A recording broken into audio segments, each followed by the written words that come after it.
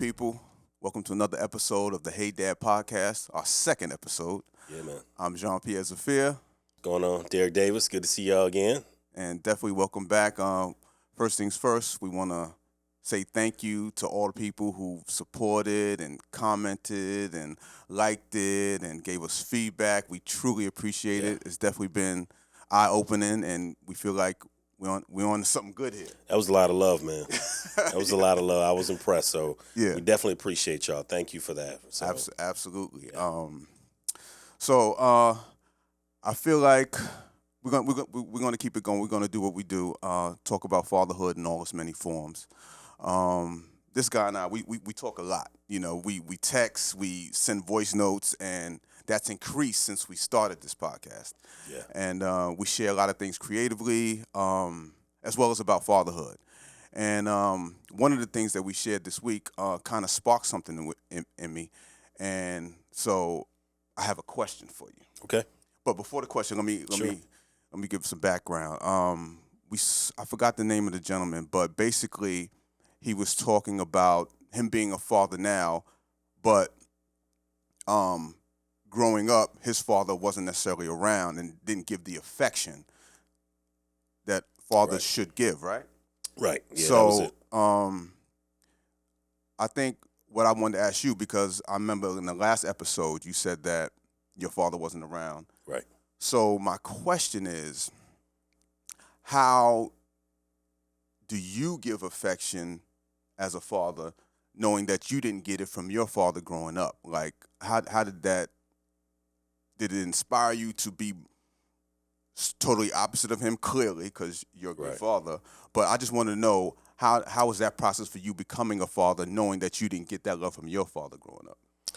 Yeah. So I didn't get the physical love from him because he wasn't physically present. Right. So he'd bounce in and out of my life at different. I have vague memories, very vague memories.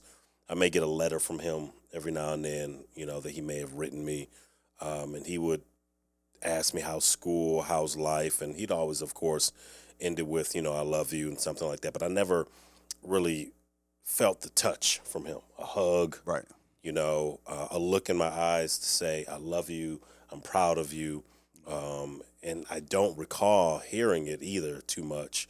But I think that, when I had my son and my daughter, but when I had my son and my daughter, I just knew that I didn't want them to experience what I experienced, was a lack of that affection, right? And so I had grown up, like I said before, I think, where my mother would place me in environments where there would be mentors and other men in the environment to kind of help me to learn how to become a man despite not having a father in the house, right?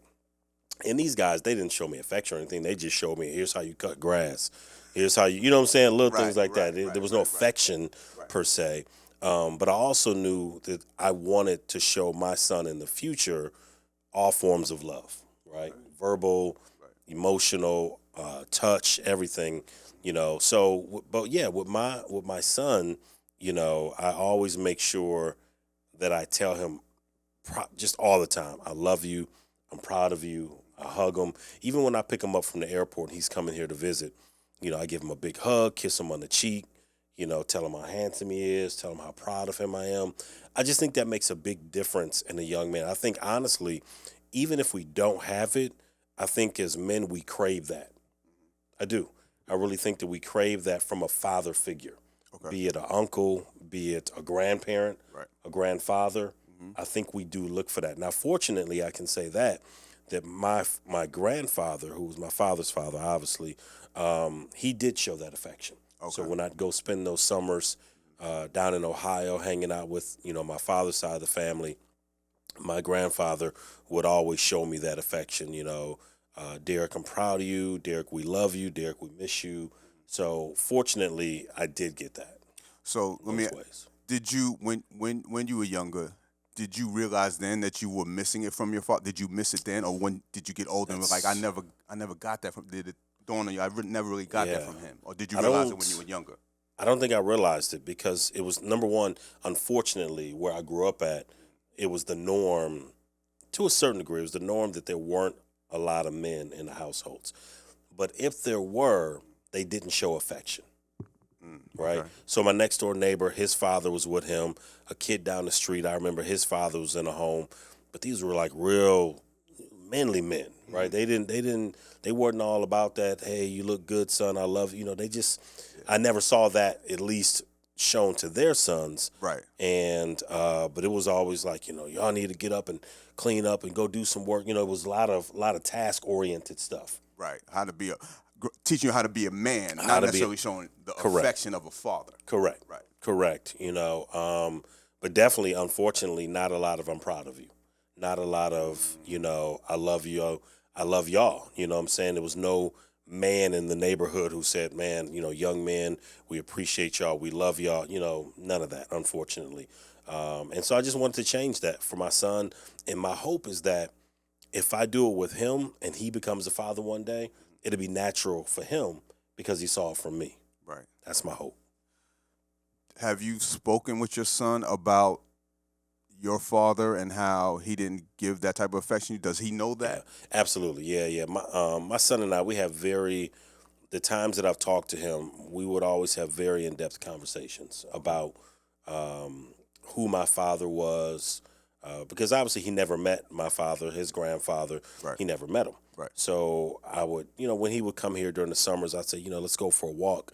And I would just tell him as much as I could about my father, right? As often as I could, as much as I could, I would try and tell him about the relationship, the little bit of a relationship I have with my father, the pockets of time. Right. But I would also tell my son, this is why I love you the way I do. Right. This is why I'm showing you this affection the way that I am. So, yeah, he knows. He definitely knows. Because it's interesting because I have quite a few friends who fathers weren't necessarily in their lives that like that, or the relationship was strained. Yeah. And Yeah. they're great fathers. Like actually Yeah. one of my best friends. You know what I'm saying? I guess he had a strained relationship with his father, and he is a wonderful father to his son. And I see it all the time. So it's kind of inspiring. It's like your situation, his situation, many brothers Yeah. in this world who have that same situation kind of are inspired to do the opposite of what they experience, which is Right. great. Right. I mean, I'm sure there's some that went down the same path as the father Right. as well, Right. but just to have that presence of mind to know that you didn't receive it and know, like, I'm not going to be this way. I want to be different. I want to be Yeah. that much better of a father than the father that I had. Right. That's important. That's what I'm saying. That's commendable. For real. Yeah, I think a lot of us, we hit a time, at least around our age, right? I think if you are 45, 50 and up, we hit a period where we started to see more examples of loving fathers. Yeah. Right? So Yeah, I think we kind of maybe touched upon this one other time. We grew up in the Cosby era. Yes. Right?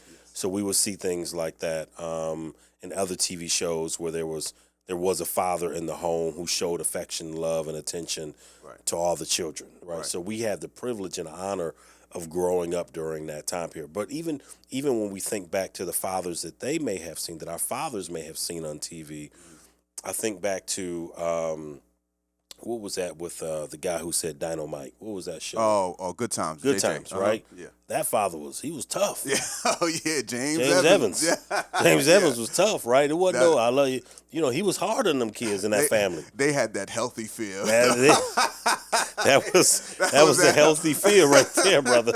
Listen, so I think, as time has gone on, even up until today, like when we were talking about from the episode from Forever, Yeah. that's a totally different image Oh yeah. of black fatherhood. Absolutely. The evolution, if you will. The evolution Yeah, of the persona and the perception of black fatherhood has changed Right. significantly. Yeah.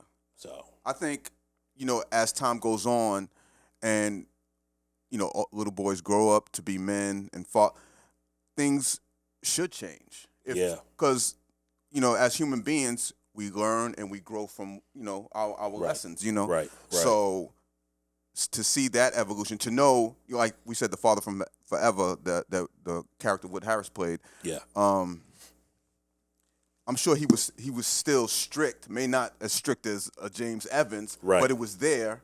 Absolutely. because you just didn't fear your father. You also had a relationship, Absolutely. Yeah. which made Yeah. made it more relatable. So you can talk and like I'm scared of him, but I know he's there for me, so I can Right. come to him with stuff. Right. You know Right. what I'm Right. saying? Right. So it's that Absolutely. it's a balance, a good balance. Absolutely. You know what I'm saying? So And we need that. I think the other part is that, when young, in my opinion, when young boys don't receive enough affection, love, and admiration from their father, or from a father-like figure, they just can kind of grow up cold.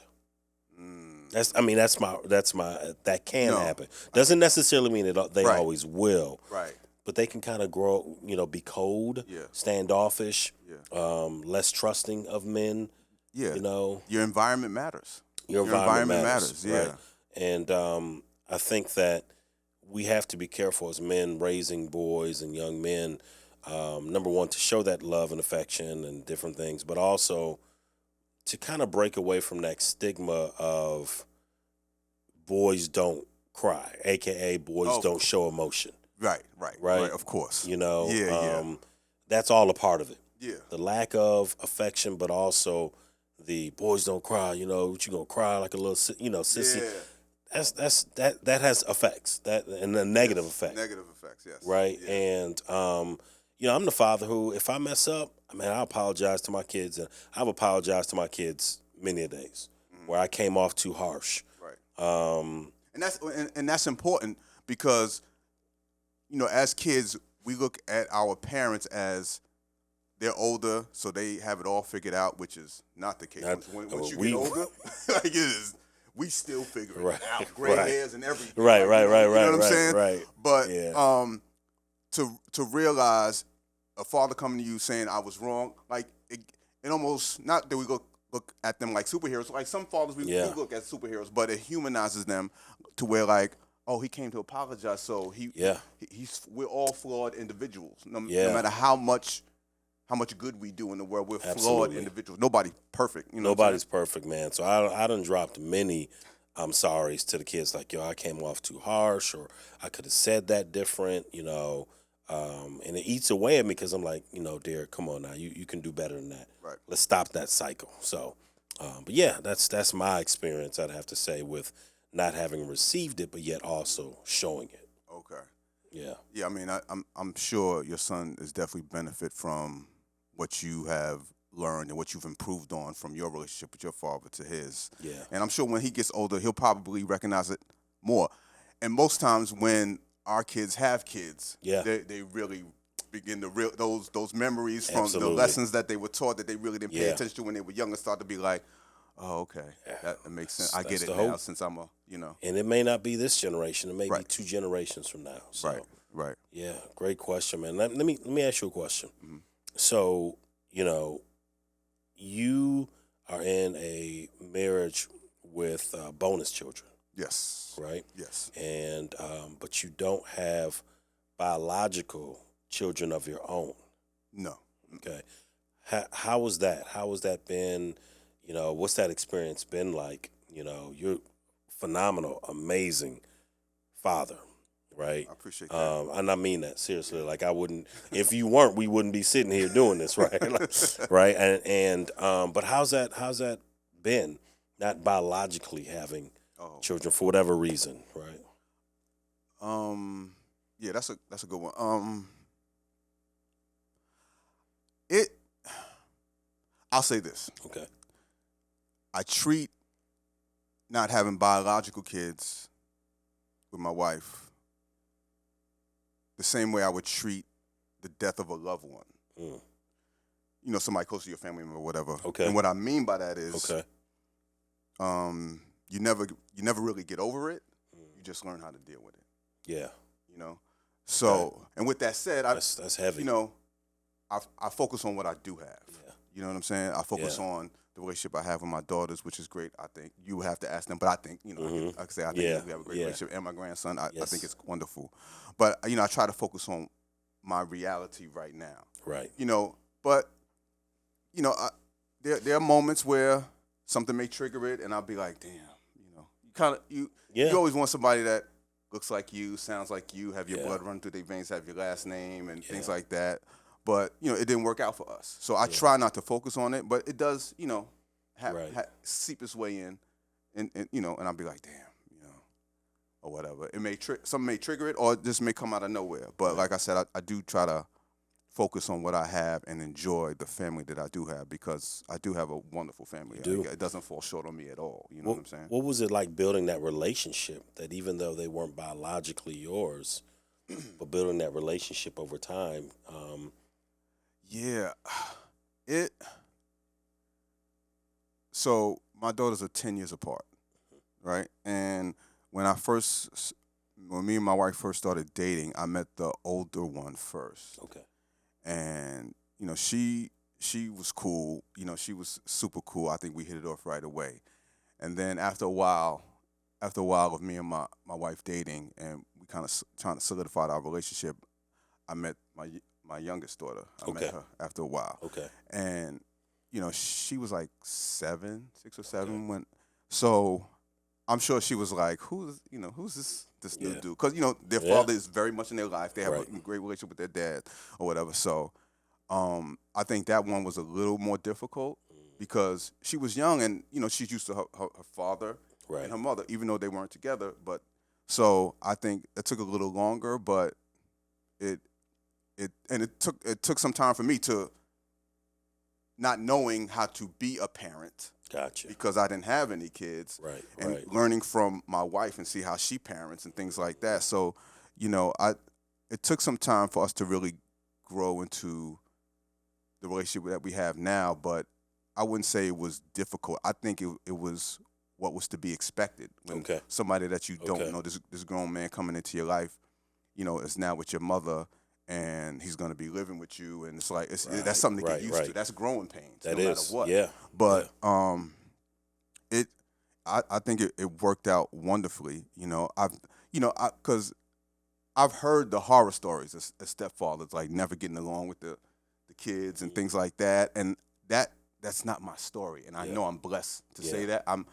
You know, whether I'm in the minority or majority, I don't know what the percentage of Right. you know Right. how that Right. works out, but you know, it's been wonderful. You know, it's been an experience that I'll never forget, and I'm grateful for the relationship and the fact. I mean, they're grown women now doing Yeah. their own thing, and Right. Right.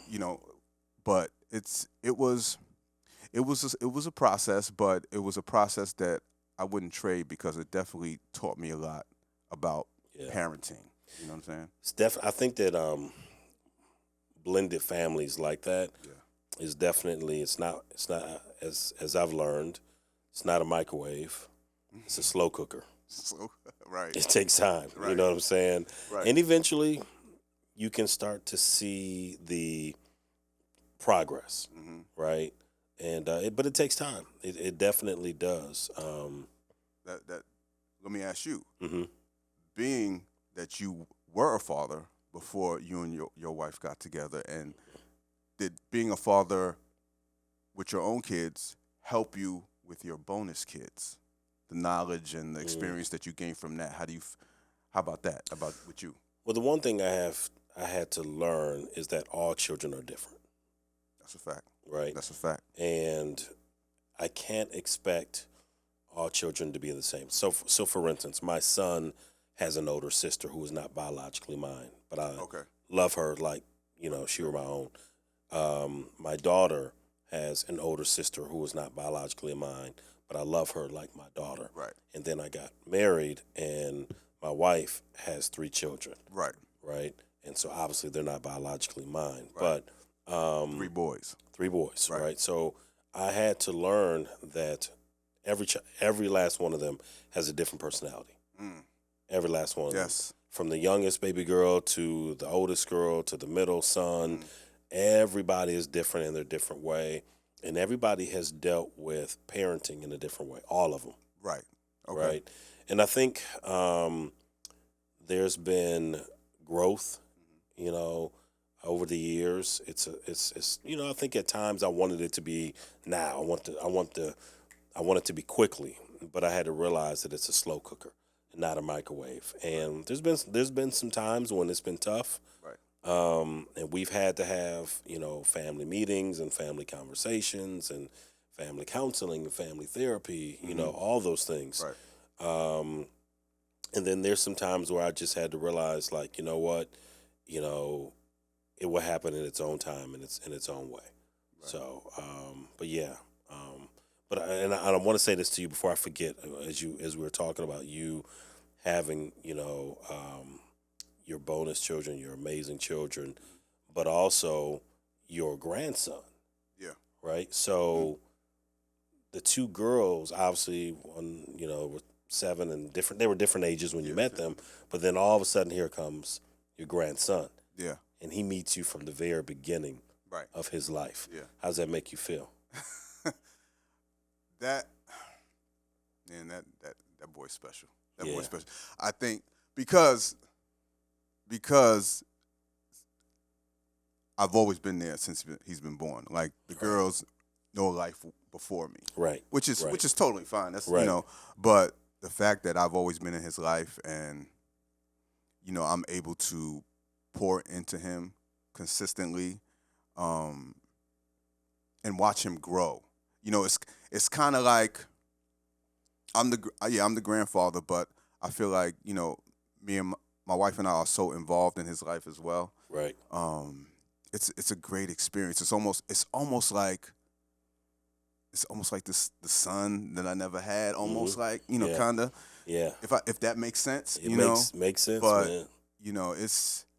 it's it's a joy that it's hard to explain, but it's such a wonderful joy to have that experience, to know that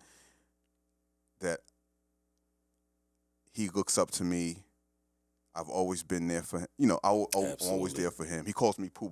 Like, Yeah. what I'm saying? Instead of grandpa, I'm Grand Yeah. Pooh. I had to keep it Yeah. hip hop. I'm hip Yeah. hop. You know what I'm saying? So Right. Right. so Right. so it's a beautiful relationship that I think that I have with him, and watching him grow, watching his personality flourish and all that, and it's a wonderful thing to experience. So the process has been Yeah. been great. Like I wouldn't trade it for anything. Do you ever find yourself doing something or saying something with him and thinking to yourself, "Wow, I sound like my dad"?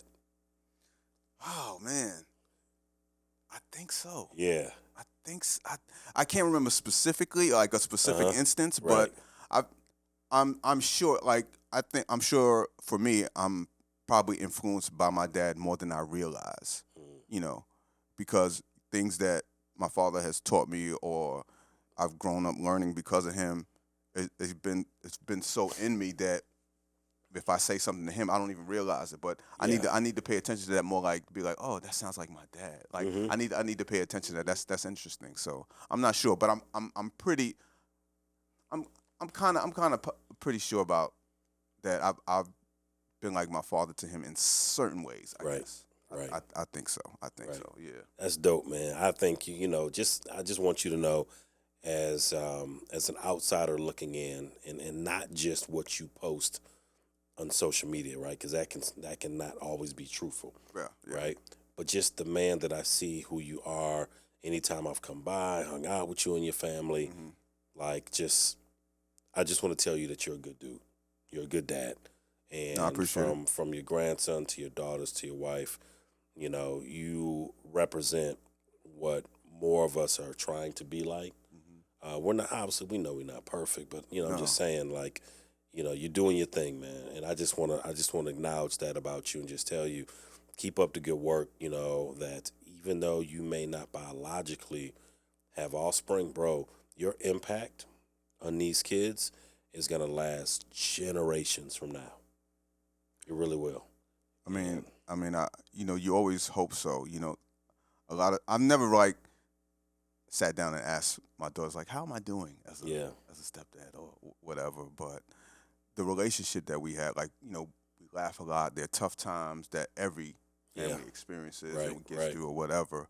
But overall, yeah, the yeah, yeah, relationship is solid.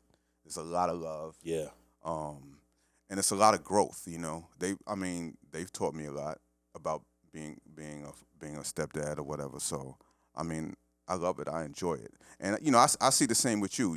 Like I said, not just what you post on social media. Like we've been friends for a long time, so I've seen how you are with your kids, and it's wonderful to see. And knowing that we go through our different things and moments with Right. our kids that may not be so great, but it's part of Yeah. the process. It's part of the process. Process, yeah. Everything ain't rosy. You know, it's not. Yeah. It shouldn't be. You know what I'm Yeah. saying? These tough times build character. Yeah. That's when you got to show up Yeah. and figure out, okay, what should I do in this moment, or how should I react, or certain things like that. But it's wonderful to be able to have a platform like this to talk about it, Absolutely. to figure out, where we go from here, or what do we do, because we talk offline a lot about certain things as far as fatherhood is concerned. So Yeah. I mean, it's really great to experience and have this thing of ours to speak out to the world. And, Absolutely, bro.